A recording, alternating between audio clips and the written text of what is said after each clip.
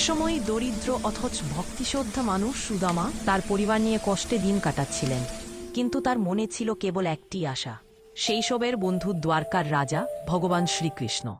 একদিন স্ত্রী বললেন, তুমি কৃষ্ণের কাছে যাও, তিনি তোমার পুরনো বন্ধু, নিশ্চয়ই সাহায্য করবেন। সুদামা লজ্জায় রাজি হতে চাইছিলেন না, তবে শেষে সামান্য চিরা বেঁধে যাত্রা করলেন। দ্বারকার প্রাসাদের দরজায় পৌঁছতেই আশ্চর্য ঘটনা ঘটল। ভগবান কৃষ্ণ নিজে দৌড়ে এসে তাকে জড়িয়ে ধরলেন। রাজকীয় দরবারে কৃষ্ণ বন্ধুকে সিংহাসনে বসিয়ে নিজের হাতে পা ধুয়ে দিলেন। এত ভালোবাসায় সুদামা কাঁদতে লাগলেন। কৃষ্ণ বললেন, বল সুদামা, আমার বন্ধুকে কি দিতে পারি? সুদামা লজ্জায় তার আনা চিরার পুটুলি লুকাতে লাগলেন।